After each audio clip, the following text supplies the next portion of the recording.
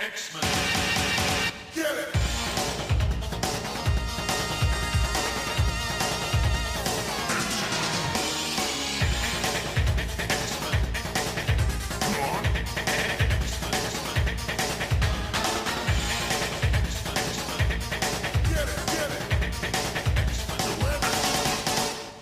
Hey everyone, and welcome to another exciting episode of Battle of the Atom. This is your weekly X-Men podcast where we rank every story from A to Z. I'm Zack, and with me this week is friend of the show, our highest recurring guest, and just all-around pal, Charlie Davis. Charlie, how you doing today? I'm okay, Zack. Thank you. That's a prestigious accolade. I feel like I should probably get a certificate printed out or something. I mean, look, we'll see what we can do. Okay. So yeah, Charlie's here with us this week, and we decided, since Charlie, what if you were going to give yourself a title, which you have done before, what would that title be? Well, it's rotated. I really did like world's premiere Shatterstarologist. I think it has shifted a bit. I would like to say I have a PhD in Shatterstarology. That's also a good one. That's good. That one looks nice, probably on a resume somewhere. Man, if you put anything about this podcast on a resume, you're making choices. I don't even know how you shine up your podcast skills on a resume. So let's just not even try. What you do is mention that you are a leading podcast in your category, breaking the iTunes charts for your category in the top 100, and not mentioning that you're only the third most popular X-Men podcast out there. Okay, fair. I don't know where those credentials would help you out, but I think it makes a nice rounded out resume. It really does. And we're going to round out our resume today by talking about some stories around the Shatterstar. Yes. I tried not to be entirely predictable. It just ends up this way. To be fair, when we were discussing this episode, you threw out a bunch of suggestions that I had to veto because we have them upcoming on other episodes or things like that. Yes. So I just I slid into my comfortable box. So here we are. Now let's get real comfortable and talk about Shatterstar's first miniseries. This is X-Force Shatterstar from 2005, plotted by the Rob Liefeld, with scripts by Brandon Thomas and art by Maret Michaels. So, this is a thing. In 2005, at the nadir of the X-Force X-Statics, I feel like Marvel didn't know what they wanted the brand of X-Force to be. Yeah, and I think they had drifted so far away from what it had initially been to what they made it, with X-Statics, and then like a terrible monster, we've just circled back on itself here at this juncture. Yeah, because this is the sequel to Fabian Nicieza and Rob Liefeld's X-Force Volume 2 miniseries. But it's also a prequel to that series, which is a lot of fun. That series is bad, though, guys. It's about the 5 Fingers of Annihilation. Oh, it's... okay. And Scorn? So, you remember Scorn, right? Oh, boy. I've only read that one once. And I felt like I had to out of, pure obligation. So, you don't get a title like mine and haven't, pulled yourself through broken glass. So, I went there, and it's not great. I think Fabian tries to do the best he can. The Fabian Nicieza story. Yeah, he tried. I love my personal best friend Fabian Nicieza, and he tries so hard, so frequently. Anyway, he's not involved in this Shatterstar story, which kind of fills in the gaps of what Shatterstar was doing before they found him with some monks in that X-Force run. Which is fighting in a gladiatorial arena, because I guess that's the only thing you can ever do. Right. So Shatterstar is a known gladiator. He does go to this gladiatorial arena, and he gets approached by a guy who talks to him about the 5 Fingers of Annihilation and all these things. And then Shatterstar just kind of goes on this adventure to try and stop the destruction of the universe. But, oh no, wouldn't you know it, he gets distracted by Spiral. Who they then get launched into the future? Question mark? A future? We're talking about Earth 2055, the reality conquered by Spiral, who ruled it for 3 years and brought Dominic Pierce there. And frequently has intimate relations with Sunspot. Oh, yeah, there's definitely a part where she... So Sunspot's undercover for Cable and the Ascani and X-Force. But his undercover involves going under the covers with Spiral. Which they go into a lot of detail on. Yeah, they just sure verbally, do. Really talking about him dancing through the wild ways with her. That was nice. I appreciate your tact on that one. Such a good innuendo. I'm going to use that later. Yeah, you need to write that one down and keep it fresh.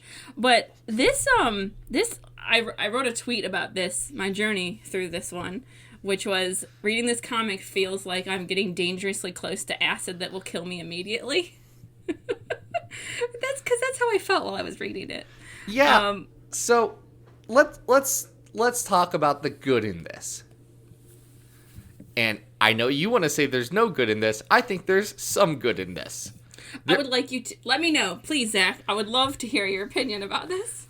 Okay, none of the good comes from Shatterstar's character in this, because he is a blank slate that's just used to do poses and swing swords in this story. He has no real character arc. He has no real motivation. He is irrelevant to this story. And It could be anybody else. It could be anybody else. I know that's an issue for you, and we're going to put a pin in it. It doesn't make the story better. What is good?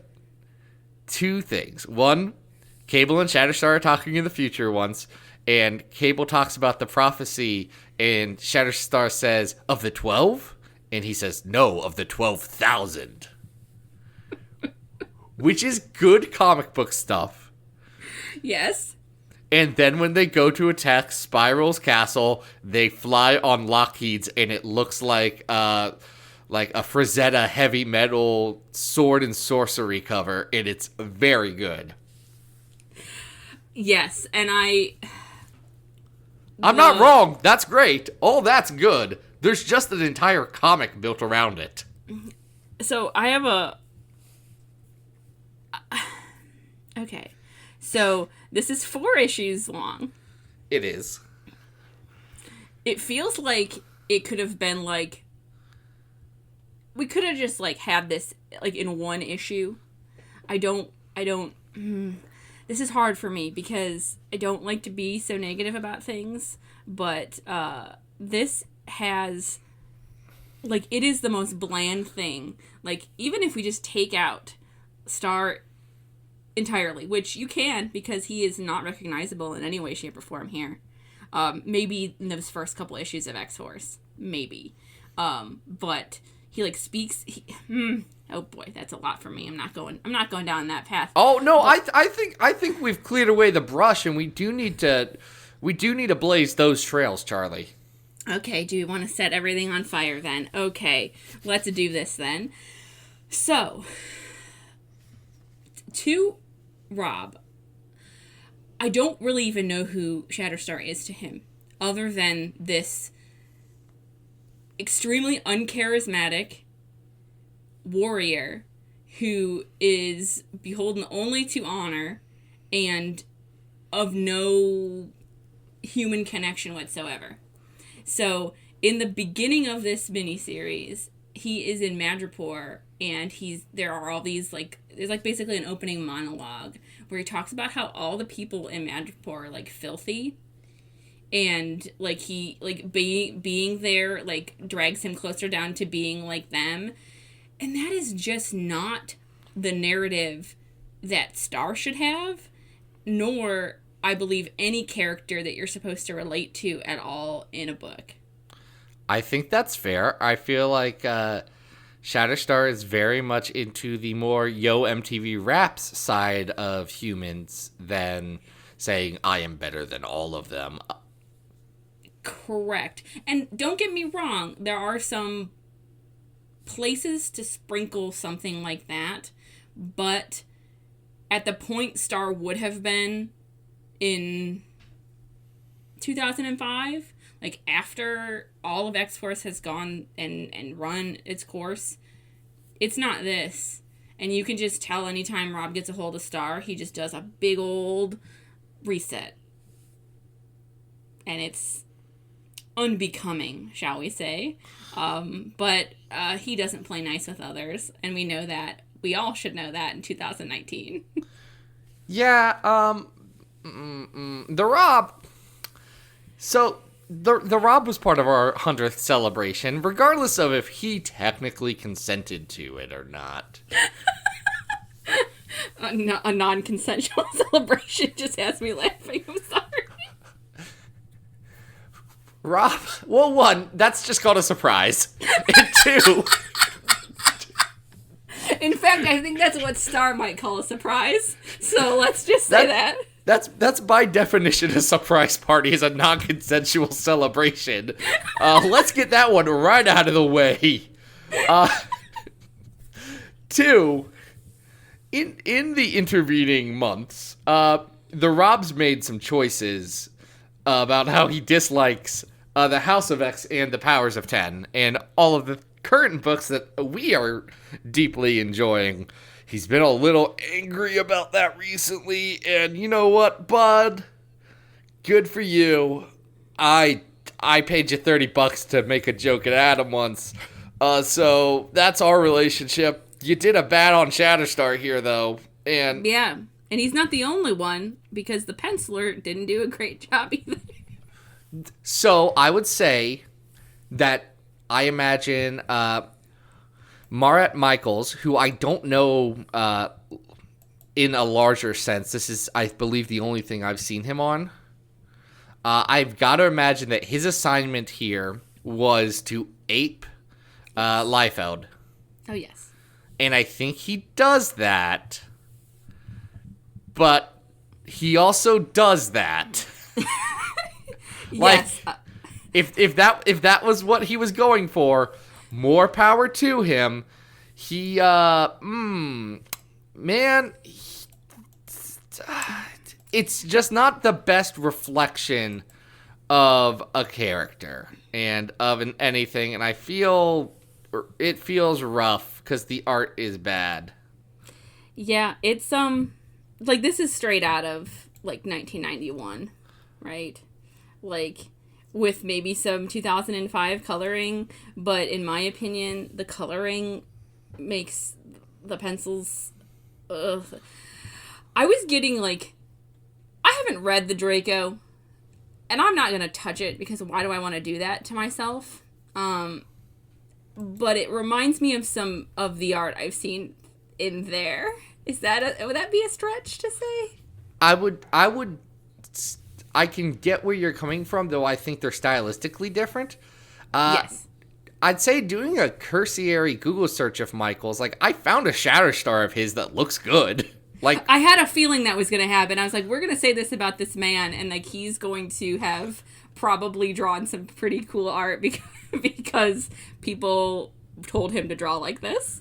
Well, also, yes, but the better thing that I found out about him is that he apparently had a either series or a set of one-shots or something called Do You Pooh? Hold on. It's not what you think.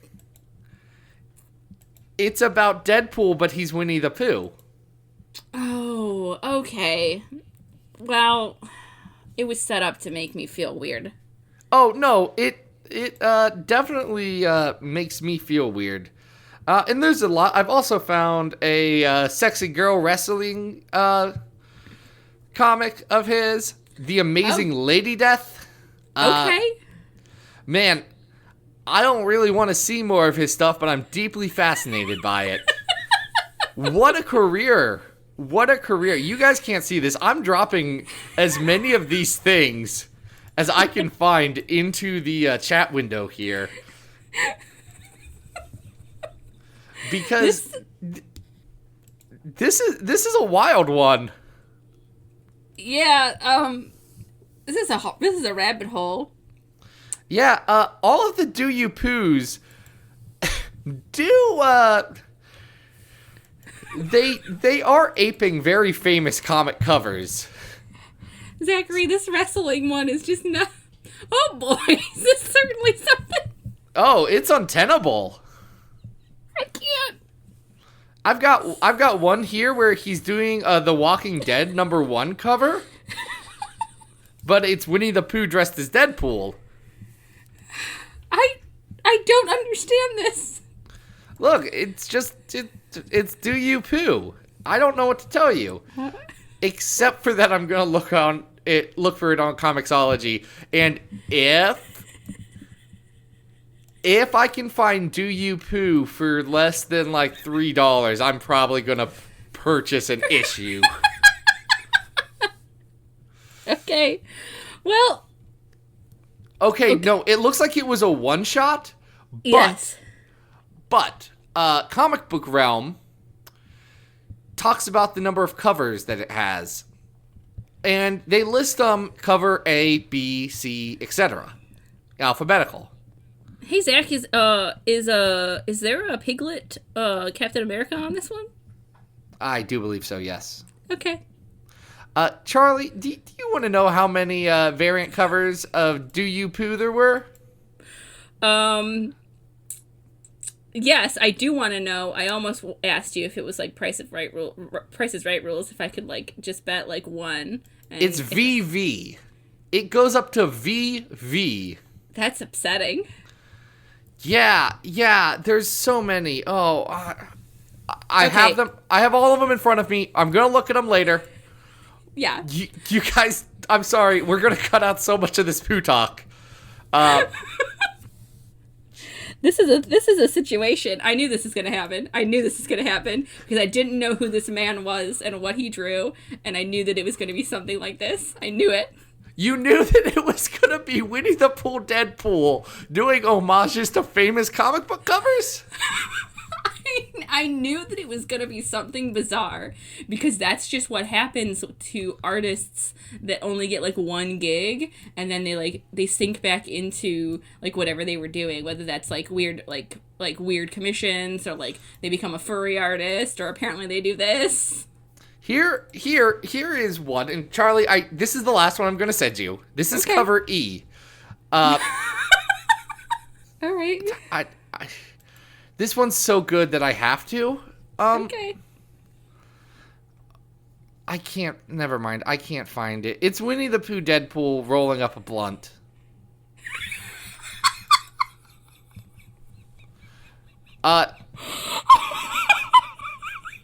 This one, I'm going to send you the picture. This one was a limited edition, 1 of 100. And I just, this is the last one, I promise. I need you to describe this for me, because I was not expecting it.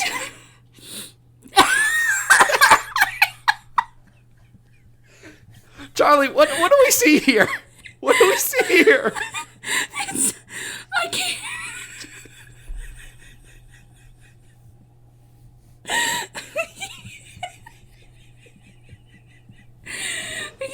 You've made me like sink into my like raspy laugh that's like the friggin' like cartoon dog from Wacky Racers. I'm sorry. This is a picture of a woman taking some sort, I think, shower maybe?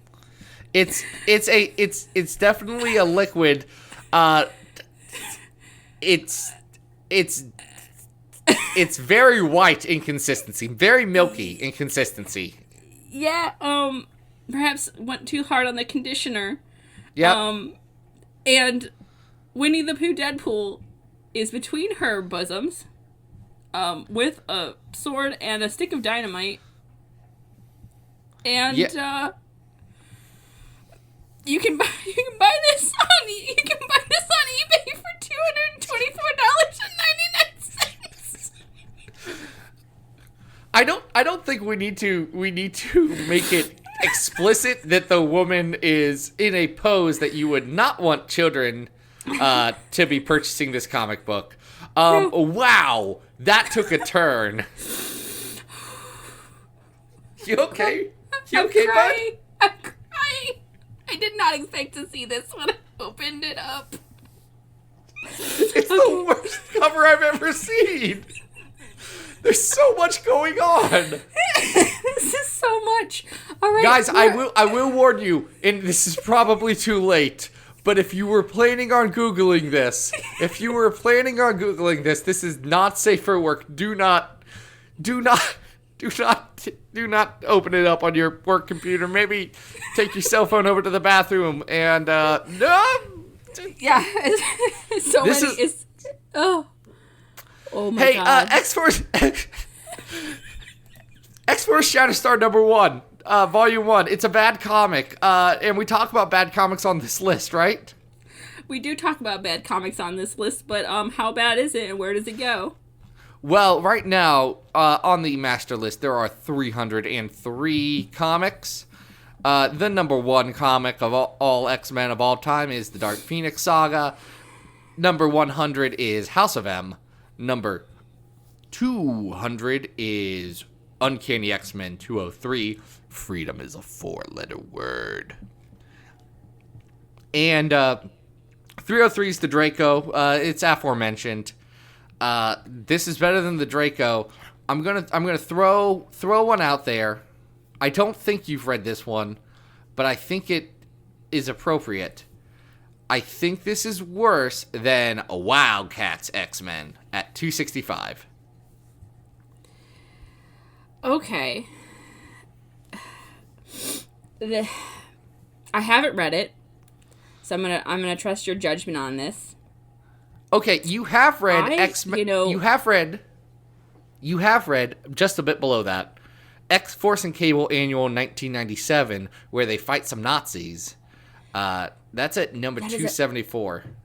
That is a much more enjoyable story than this. Like, if somebody like said, you only get to take one of these mediocre to bad stories with you on a desert island, I'm picking that one every time.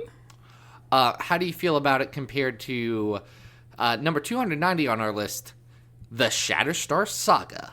That is better than this.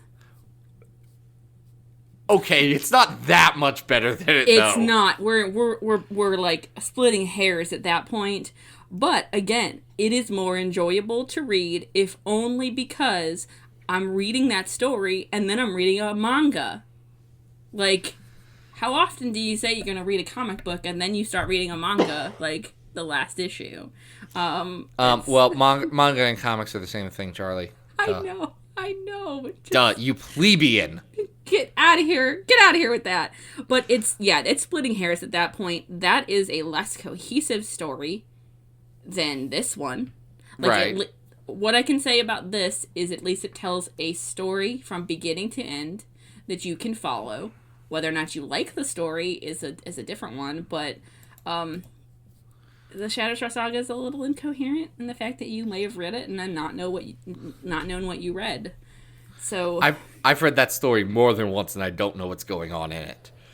But right near below that, I'd say we have Eve of Destruction at 292, which I think is slightly better than this. Yes. I do think this is better than Uncanny X-Men Sisterhood by Fraction and Land. So I think this will be our new number 293, X-Force Shatterstar.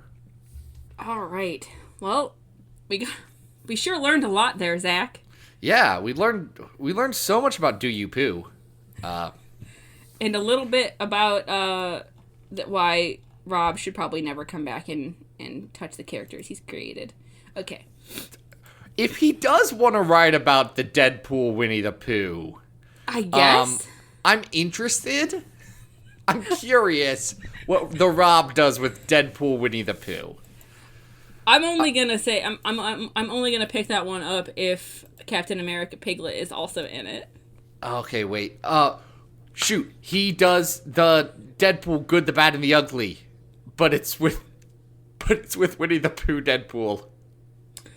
All right, we've learned a whole lot today. Just like our good pal Longshot learned a whole lot about himself in Longshot Saves the Marvel Universe, his 2014 miniseries written by Christopher Hastings, with pencils by Jacoby Kamagiri, and some assists from Victor Calderon-Zurz. Nice pronunciation. I appreciate you trying. I appreciate you tried trying. So hard on this one. Charlie, you know what happens in this comic? Longshot ruins everything forever? No, Longshot saves the Marvel Universe. I mean, it's kind of the same thing. I mean, it's close. So, the good thing about Longshot, and I love Longshot, I love that Longshot is his own grandpa, which makes Shatterstar his own grandpa ad infinitum. Yes. It's very good there. It is. I like that Longshot's powers require him to be altruistic, and this comic questions that a lot because he's like, what if I just want to be lucky every once in a while? What happens then? Yeah. Longshot exudes himbo energy, especially in this comic book. You mean when he gets his haircut and he just gets shaved sides and a big little fluffy thing up top, but then he also keeps his sideburns way too low. Yes, this is the comic. If you haven't actually read this comic, I'm sure you've seen pictures or panels from this comic, because it is where Longshot gets a much needed haircut. Say what you will, I guess you can like the mullet if you want. I don't. But hate you're wrong. And I don't hate it. Bad look. It was the right look for the time. Correct. And that time is over. And now we're here. Although I think Longshot's got his mullet back again. So. Yeah. Well. Yeah. We'll see what happens. I mean, hair grows. I mean, it's natural. It's the natural progression of things. He forgot. He got his memory wiped and forgot. Yeah.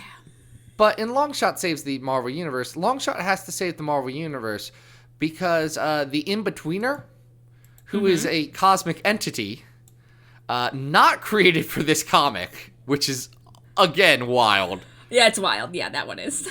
This is a Jim Starlin creation from the 70s. He's in between order and chaos. So half his face is order and half his face is chaos. Yes, he is a yin and a yang, if you will. Yeah.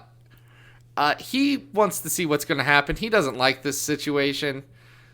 So he kind of causes some chaos with Longshot's luck powers because he thinks it's throwing things out of whack and creates multiple realities ruled by order and ruled by chaos. And Longshot has to go through like this recursive loop thing to solve all this. And this is a really, really fun story. I actually had not read it until I read it for this. Oh, you hadn't? It's a blast. I hadn't. I had seen seen it around, and I knew that it was like fun, but I hadn't actually sat down to like read it because it's like, oh, I like Longshot. Don't get me wrong, but I think that much like his son, his father, people struggle with Longshot. Yes. I would even say that because Longshot is a Claremont-era character and has gotten brought back more, people tend to struggle more with Longshot than they do Shatterstar, because Shatterstar at least only has a few touch points, where Longshot has a lot, and they're all inconsistent. Yeah. No, you're right, and I think we haven't had a good Longshot story in quite a bit. Probably since 2014. Yeah, this is probably the last one. This gave Longshot some much needed, like, obviously he had a personality, like, all the way back, but over time that gets so inconsistent and muddled up that it's like, okay, like, who actually is this person? And he gets mind wiped so often that I think you can make him, or, you know, writers think they can make him whatever they really want, but at the end of the day, is that being sincere to Longshot? Like, you still have to go back and grab some of those threads. You can't just be like, okay, this is the character I want to write now. People do that to everything, but I think Longshot suffers a lot from that. So I think Hastings does a little bit of this with Longshot, pulling from how Claremont tried to characterize it, but bringing it into the 21st century. Correct. Yes. Because this Longshot, which is very appropriate coming from Chris Hastings, he's pretty much like a webcomic character who's walking around saying, "Ha ha, neat," to everything. Yeah. He's like, yeah, things happen. I don't know, man. Yeah, I'm just doing my thing. It's wild, right? I'm so hot. It's funny. Christopher Hastings, good at comic books. Dr. McNinja, Gwenpool, like, he's solid. Let's not talk about that time when he wrote a comic book in 2016 about let's vote for Loki instead of anything else, because the world went to hell after that. Yeah. It's just like, that one's a oof, guys. I was reading that one on Unlimited, and that aged so fast. In 6 months, it was nigh unreadable because no one wanted to make light of that. Like so many things in the year 2016. Yes. That, but, you know, I knew Christopher Hastings, like, first and foremost from Dr. McNinja, like, probably so many people. But when you give him when you let him tell the story he wants to tell, I think it's really good. Like this and his Gwenpool. He also just did a cameo in Leah Williams' Gwenpool. I mean, you say cameo. He got paid a page rate, I assume. He got paid for 1 page of comics. It was good, that was though. Very funny. It was very, very good. But this story is fun. It's got a lot of cameos in it. Dazzler's here. Dazzler when she was Agent of S.H.I.E.L.D. Dazzler, which means I'm not sure if this takes place before or after Mystique masqueraded as her. But I'm going to just You mean during the 1 week where Dazzler was actually an Agent of S.H.I.E.L.D.? Correct. So I'm going to assume it takes place within that very, like, nebulous time frame. But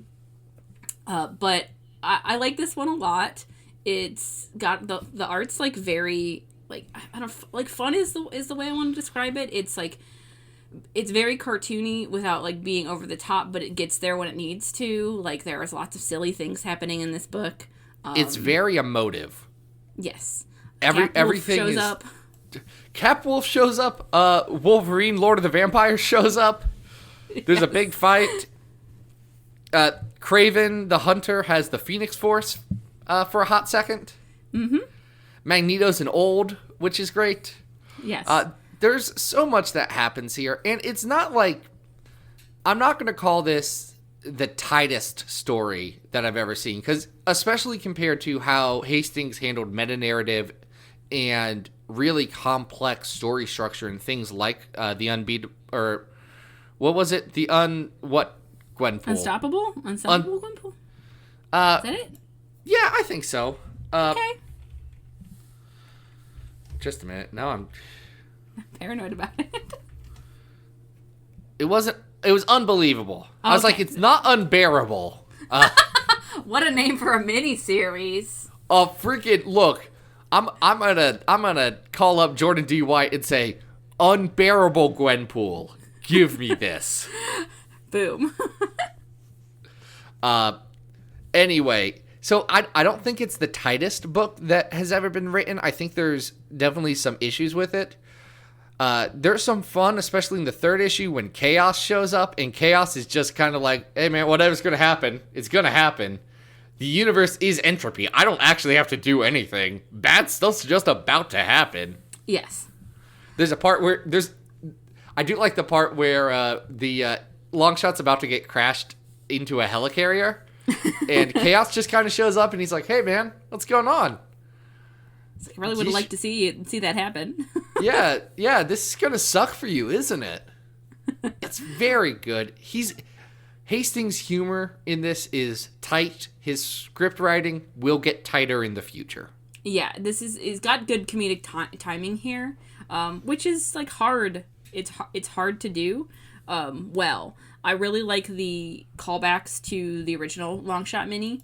That gets made, like when Longshot's like, yeah, there was this ritual and that's how I got my luck powers. So it's got those like things sprinkled in there. So I think if you really love Longshot, like there's no reason not to like this book. Yeah, it's fun. I'd like to see this specific Longshot come back. I know Longshot's coming. He is incoming.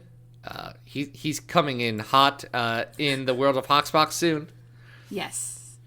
I hope that's not a spoiler for people. It's in promo material that Marvel has. You just might have missed it. You do have to realize that some people like who are not us don't look at that stuff. Yeah, I guess some people don't think about X-Men as much as I do. Wild. Anyway, Longshot's coming, guys. It's going to be neat. Yeah, I hope that he needs to. I think he needs to extricate himself from Mojo. Not completely, obviously. It's very important to who he is, but I think he needs more stories like where he is just being Longshot. Just being kind of a neat guy. Yeah.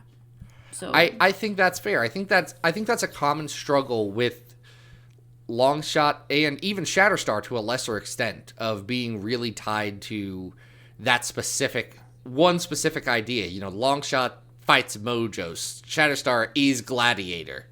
Yeah. And that's like what happens, right? It's like the long form of like what happens to like characters that are on like very long running television shows. Like as they continue down the path, they get boiled down to trope. So it's not just like the nuanced character we started to learn about in season 2. Instead, it's like goofy girl next door. Like that's just it just is something that strangely happens as things go forward, especially with like a long form narrative like comic books.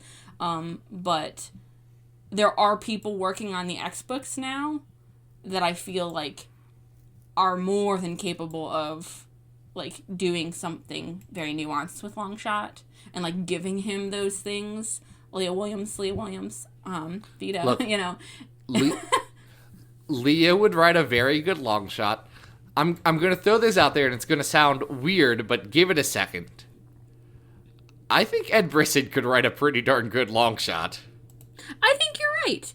I think when Ed is firing on the cylinders he wants to fire on, like the things he wants to do, like I think that's very, very possible. Like there was humor inside of his X-Force run.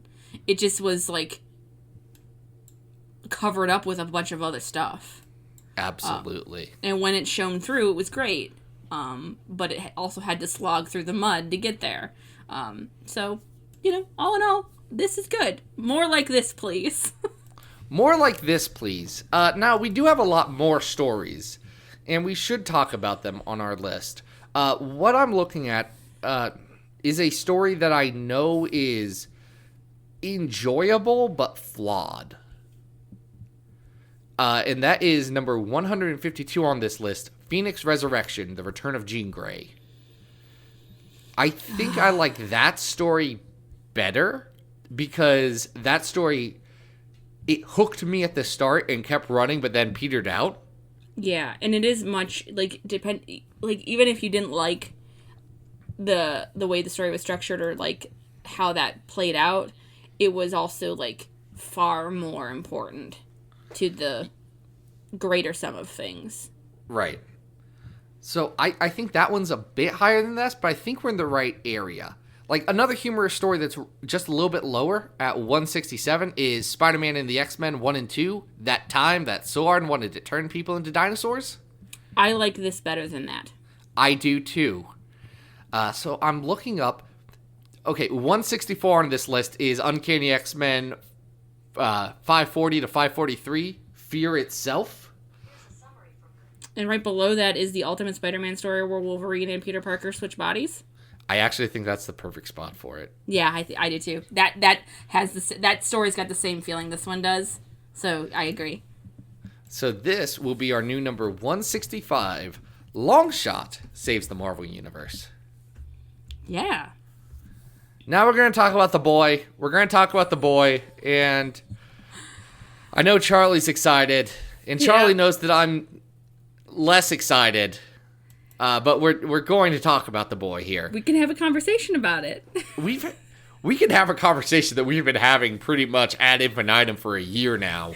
Anytime this comes up. This is Shatterstar, Volume 1, 1 through 5, from 2018, written by Tim Seeley, with pencils by Carlos Villa and Geraldo Sandoval. You got it. I got it eventually. Got it in 2. Charlie, you have affection for this book. I'd like you to talk about that. I have an extreme affection for this book. Which isn't without its... There are parts of it that I, could do without.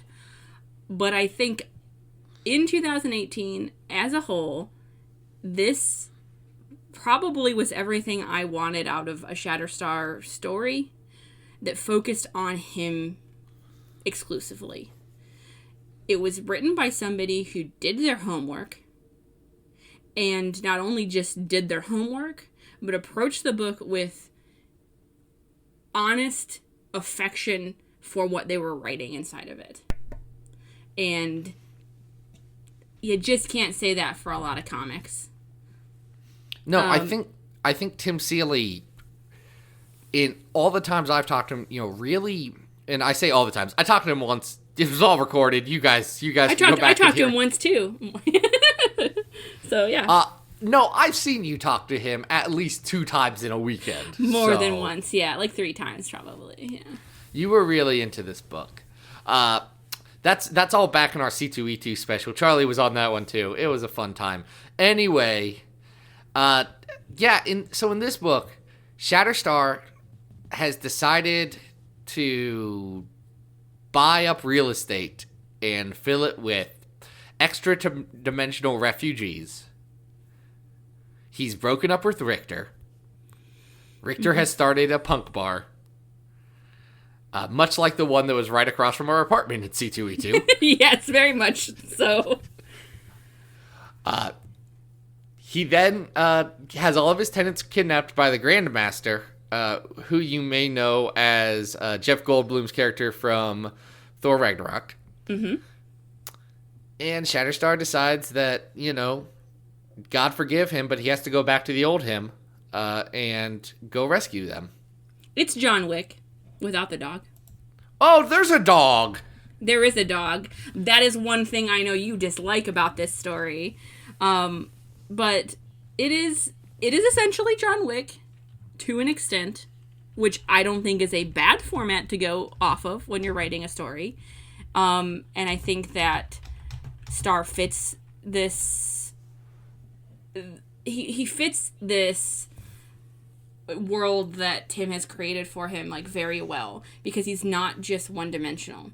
I think some of his motivations in the story kind of come off that way, but I think what it's really trying to tell you is a story that's coming from a bunch of different places, and that sometimes hinders it.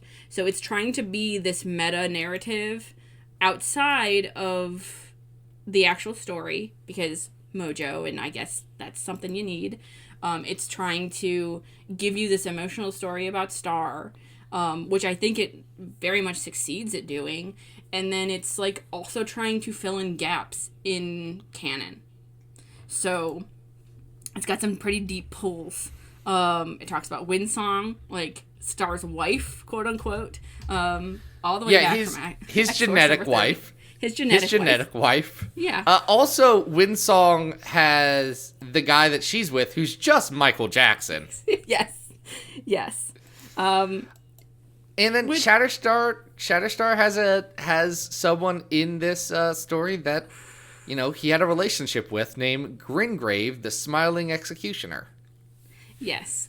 Who I think is fascinating, not necessarily as deep as maybe you'd want, but I think a good foil for Star to show just how far he has come and why he is like the way he is.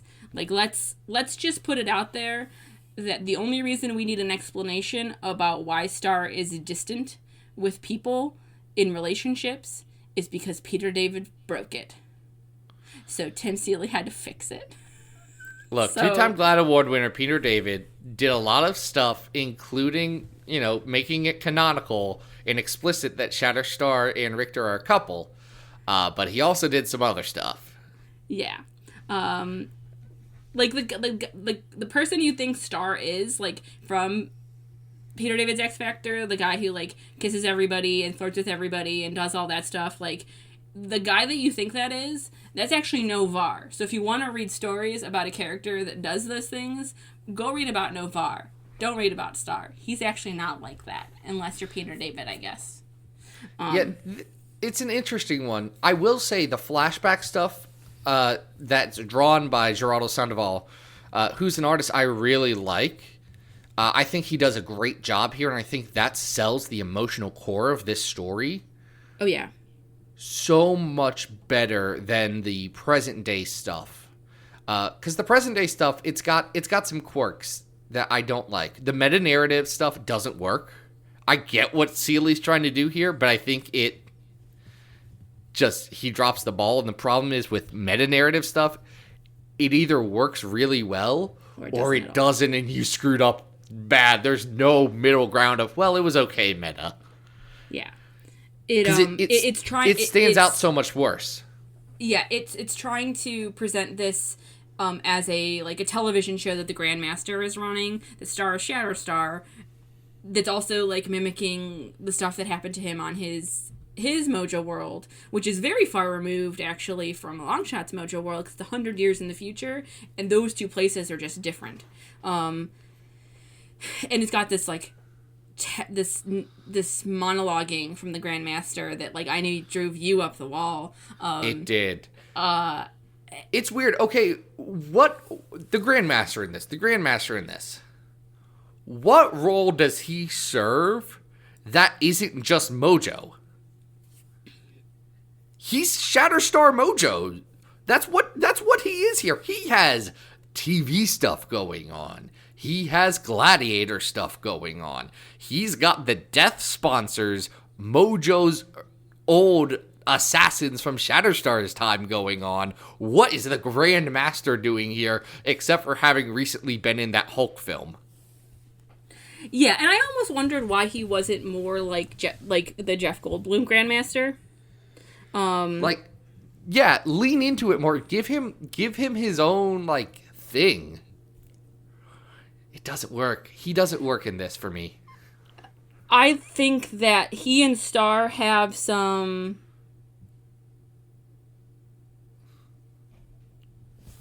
interesting chemistry at the end of this. I think the way that Star resolves this whole situation is really clever. The resolution's neat, because Star comes to our reality and throws the Grandmaster off a bridge and says, "Physics works here, bro." Yeah. And I really, really like that it's, like, wrapped up in this, and you cannot... This is the deepest, like, the end, in my opinion, is really deep as far as, like, Star and Rick is concerned. It should have been a chapter turning for them, right? Like, this is Rick reaching across the universe to save Star and pull him back. That is extremely good. That made me cry when I read it. It made me cry when I read this, and I'm just like, what happened here? Extremely good. It's extremely good. But Here's my biggest problem with this. Star does not get emotional stakes in the present day story. And those stakes aren't built. He has to save his tenants. Well, his tenants we met in like one panel each. The only one that's recognizable is Pug Smasher, who's Flag Smasher, but from Spider-Ham's universe, so he's a pug. Yes. And Flag Smasher is not my favorite character in general, so making him an annoying pug, worse. But Shatterstar has to go save these characters that we've never met. We have no connection to. Shatterstar has no connection to. And then in the second issue, when we finally get him and Richter like teaming up and doing something cool, like, and having that connection and those emotional stakes, we then don't get that. We lose that just as quickly. And go back to Shatterstar being here for the meet on the Gladiators planet, trying to save these people we've never met. And that doesn't work. I don't know why I don't know why the Grandmaster didn't just kidnap X-Force and we just have him have old school X-Force all trapped up there, and then Shatterstar has to go rescue these people that he actually has a connection to and likes. Heck, make it X-Factor. I don't really care. Just people that he actually knows and that the audience has a connection to as well. That, I think, would work really well. Also, maybe not sidelining Richter this entire time, because he's the most interesting bond with Shatterstar. I think issue number 2 is good for the exploration of them and making and putting on the page without a question that they were together during X-Force. Like, that is something important that second issue does. But you're right. Rick should have been able to come with him. Well, especially because I really do think that would have given a super good parallel between the past stuff with Grimgran and the current stuff with Richter. I think that would have been very good to show how Shatterstar has evolved as a character. He's not this, or maybe not even evolved, just, broken down what barriers got put up. Yeah. Because he doesn't start as this unemotive person. His relationship with Grimgrave. Gringrave. It sounds like crackers. Grimgrave is a magic... No, Grimgrin is a Magic the Gathering card that's very good. It's a zombie. It's blue and black. It is a zombie lord. Anyway, I think... his relationship with her essentially shut himself off from connections with other people, which puts him in the exact mindset that we meet him in New Mutants 99 and 100. And I really think that seeing his relationship with Richter in parallel with the flashbacks would have shown where Shatterstar was, what happened to make him the way he became, and how Richter and that relationship pulled him away from that. Instead, the book posits that it's these relationships with his tenants, and that's just... There's no core there. There's no bond. I don't get that. I think that rings false to me personally. No, and I think you have great points. I think the book would be so much better if those things happened. I think, when you don't have a lot of time personally with the character like this, I think at the end of the day, you're kind of like, oh, this is good because this is what I have. And I think this book is better than that, but I think that it could have done some things to ultimately bring Rick and Star closer. Because for him, for me at least, it's all about him distancing himself from that person he used to be. And this book is really supposed to be about that. So I think we get to a good conclusion, but Rick should have been a bigger part of that story. I think that the 5th issue is probably my favorite out of this. The art works for me, and I think in a way that doesn't, like the modern art, the Carlos Villa art, I think it works for me in a way that it doesn't work for you, but I do agree. I think Villa's fine. I think Sandoval, who's an artist that I have a lot of connection to, stepped it up in these flashbacks. I agree. I think his art and I really liked the split, was fantastic. I think his art in the beginning of the fifth issue, where Star's like having that nightmare, is really effective and like horrifying and good. Like that whole fifth issue for me was like, you know, those are like, you want your characters that you love to have these like moments that you can pull back to. You're like, oh, I want to show somebody what I love about this character. Here's this. And I think this miniseries has a lot of those things you can do, because in good conscience, unfortunately, I can't go to X Factor Investigations and say, if you want to know about Star, read this. I can do that for this book. Mm-hmm. I think that's absolutely fair. Like, I think this is a good book. I think it's a flawed book. Yes. Now, we've talked about this for a while now, and we got distracted by 15 minutes of talking about Do You Pooh. And we need to rank this story. I'm gonna throw one point of comparison out to you. I want to hear your thoughts, because I know we differ, so we'll find a right place. On our list at 148 is the X-Force Road Trip arc, the first part of that. That actually mostly deals with Jimmy figuring out that werewolves killed his tribe. I'm sad about that. I'm sorry, Jimmy.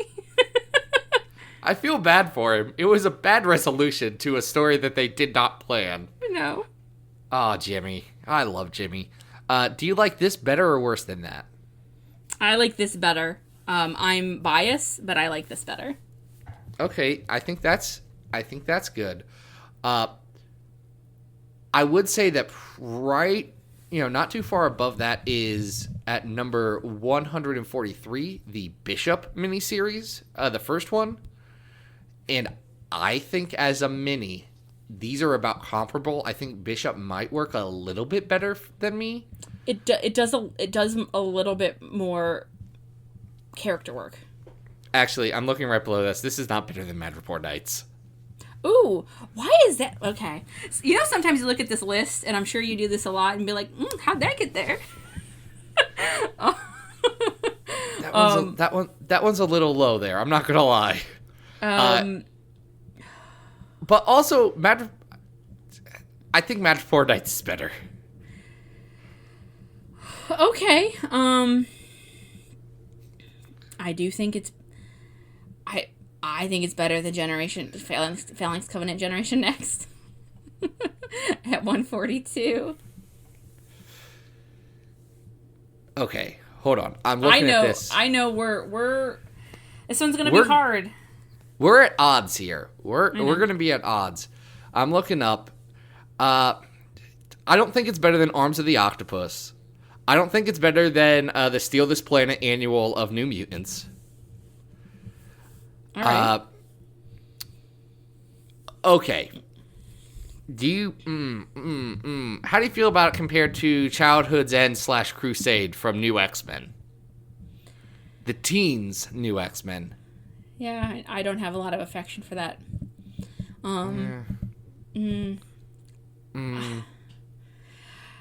Is 137 too high for you personally? Yes, but here's why. Okay. You know what I'll say? I'll say that it's better than number 138, that Gold Balls issue. Yes. But it's not better than that Rogue mini, and I don't think it's better than Childhood End / Crusade. I will compromise with you, friend. Good, because it's my list, and you don't have a choice, Charlie. No, that's good. It's our new number 138, a respectable showing for the Shattered Star. Yes, I agree. And that is 3 stories. That is 3 stories. I want to thank Charlie so much for coming on the podcast today. It was a blast. We had a lot of laughs, a lot of guafs. We did. I didn't talk about wrestling once. You didn't, which is important. It's not that kind of podcast. It's not. We're not a wrestle boy podcast. I will tell you that you know that sword in the Shatterstar, the first Shatterstar story. The Five Fingers of Annihilation, yes. Correct. John Cena's finishing move, or one of them, is called the Five Fingers of Doom. It's very good, but I can't see it. You can't. See, you know I more. can't see it. You know more about wrestling than I know wrestling through osmosis. I drunkenly watched 5 minutes of Lucha Underground once and said, I don't get this. Okay. I don't understand wrestling. And then fair. I stopped. All right. Well, that was me trying. I appreciate it, but at least you know you can't see John Cena, and that's very important. You can't see him. Can't stop him now. Nope. All right. Hey, this was fun. I'd like to thank Charlie for supporting us on Patreon and choosing this episode and being our guest host and being a fun friend. Hey, Charlie, what you got going on in your world? Where can people find your brand? Well, my brand has necessarily not shifted, but it is a little different. But you can find me over at Genetic Ghost on Twitter. I'm waiting for Star to come back into a story, and I'm waiting for Rick to show up in Excalibur. So while I'm waiting, you fine folks get to be treated with a man named Jonathan Moxley on my Twitter. But other than that, I am writing for Zack over at Xavier Files. Every time Excalibur comes out, there is... There is an issue of Excalibur coming out this week, I believe, when the podcast goes up. So I will be writing that with Nola Fau. And I think they're pretty great, so you should probably read them. I also have a podcast that I do with my partner Mikey and my friend Reed called The Young Ones. We have an episode came out last week, so you will be able to hear that. We took a break from going through Wolverine and the X-Men, Jason Aaron's Wolverine and the X-Men, because that was a little harder, I guess, than I thought it was going to be on my brain. So we took a bit of a break. We did a little episode where we talked about what's going on in our lives, so you can hear that over at Young Ones Cast on Twitter, and that's me. Awesome. Like Charlie said, we have articles on Xavier Files every week talking about all of the X books in the Dawn of X. And they're a lot of fun. We have a cast of writers that I am absolutely smitten with. Such a good team. So go check that out. If you like me, you can go over to patreon.com/XavierFiles and throw some money our way. That keeps this podcast going.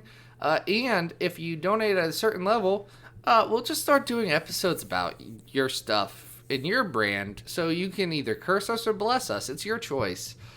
It's a roll of the dice every time we go, and we try and get sevens, but sometimes Snake Eyes turn up, and that's just the way things are. That happens to you and G.I. Joes and the G.I. Joes. It does. Snake Eyes is a good thing in G.I. Joe. Yeah, just Snake Eyes is the good one. Storm Shadow is the bad one. Yeah, but they're apologies. brothers. They have the matching wrist tattoos from their clan. You know way more about G.I. Joe than I do. I know so much about the one issue of G.I. Joe that's silent interlude or whatever. Okay. Where Shatterstar and Storm Shadow find out that they're clan brothers. Okay. All right. I've never read it. Do want to though. Larry Hama read all of his Wolverine. He's a wild child. Anyway, you can also, if you want to hear about wild childs, listen to my other podcast, Boku no X Anime, where we go through the X-Men anime that was on G4 Tech TV. It's something else. It sure is something else. Are you having a good time, Zach? I'm having a great time. It's so fun. I get to argue about subs versus dubs. Often. And I'm sure that was something you absolutely wanted to do. I have so many strong opinions, and I'm not going to rehash them here. You can go over to that particular content channel if that's what you want. What else do I do? Twitter, Xavier Files. Friggin', you know me. You know this stuff. If this is your first episode, go listen to another one. I'll probably tell you all the places you can find me.